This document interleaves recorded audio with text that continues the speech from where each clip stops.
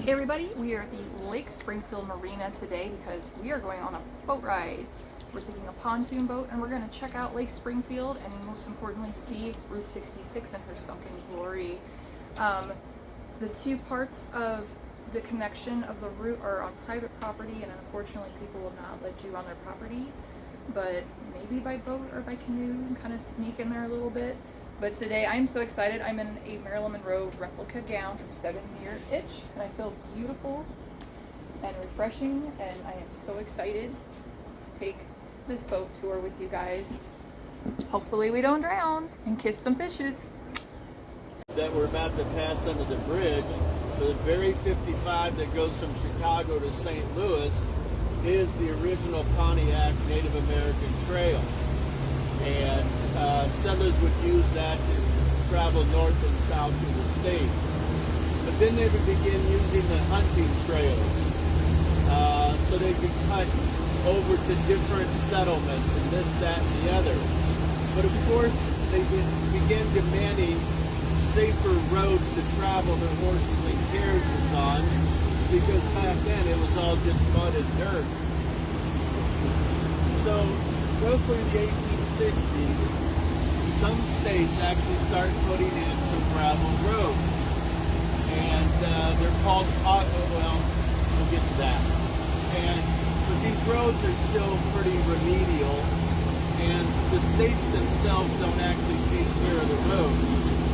Different companies that do. So this will continue on to the 1930s. So instead of having a road sign that says, say, I-55 perhaps, you're going to see a road sign that has maybe a stalk of corn on it. Well, that would suggest that this section of road is maintained by a seed corn company or something like that. But as time goes on, we get into the 1890s, and people are demanding even better ways of travel.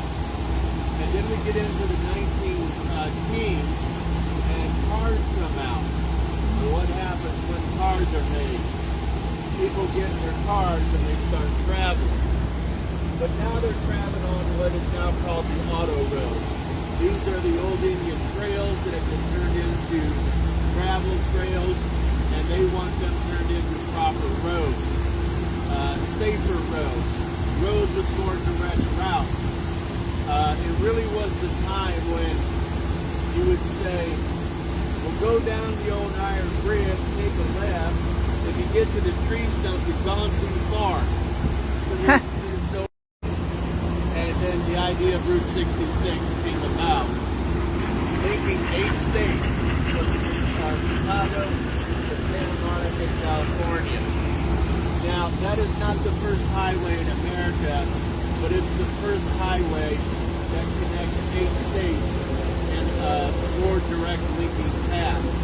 At the time, there was the Lincoln Highway from New York through Ohio, but it was one of those old roads that zigzagged around and by far from a direct route. So, we get into 1926, Route 66 has been built, and people get in their cars, and they start to travel, and the American roads have been born. I'll pick it up on the other side of the bridge. So cool.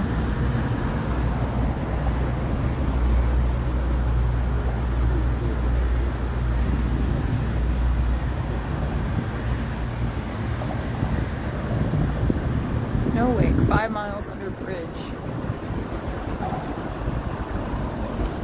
Ooh.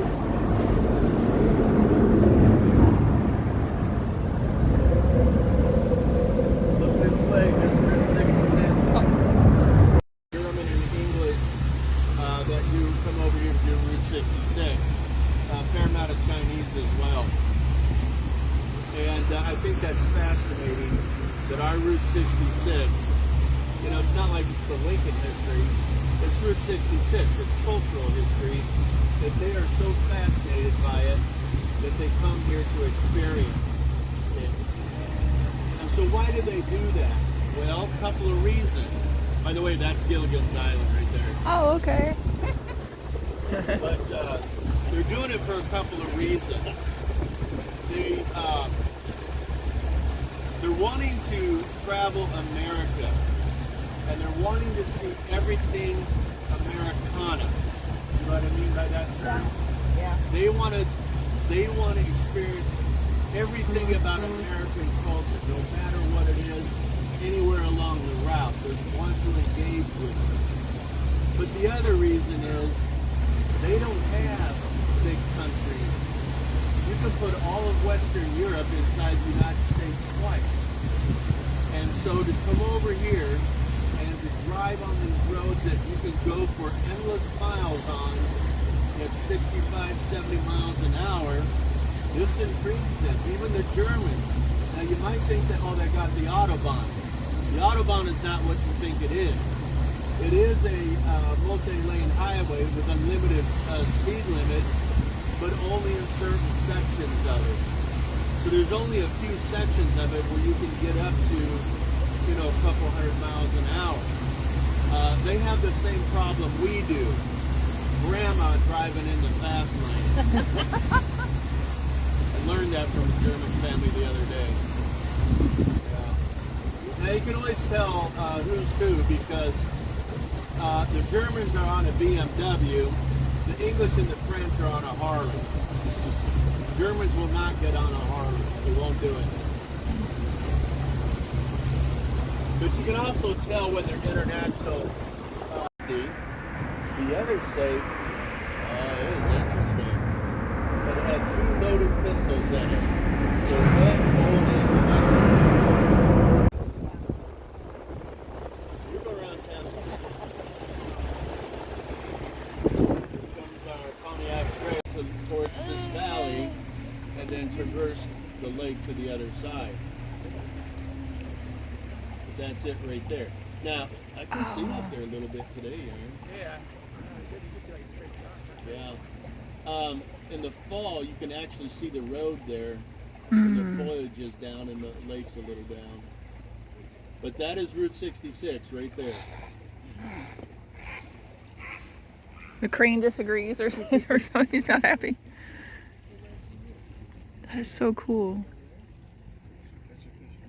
How big is Lake Springfield? Or the lake that we're on? About 4,500 acres. So I just had the privilege of riding a pontoon in Lake Springfield and got to see some really cool bridges and learn about the history of Route 66 from the 30s and kind of see where Route 66 went across the lake.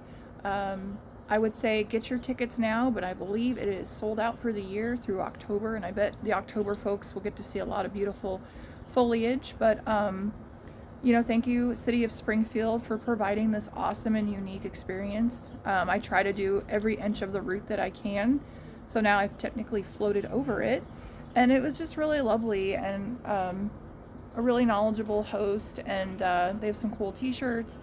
It's just a really beautiful area. I'm going to be going down to the Memorial Gardens and accessing the lake from a little secret cove that I like to go to here in a little bit and cool off before I go home. And then also I'll be hitting the State Museum again and hopefully get home before the storm. But again, thank you, City of Springfield, for this amazing experience and for providing it for people.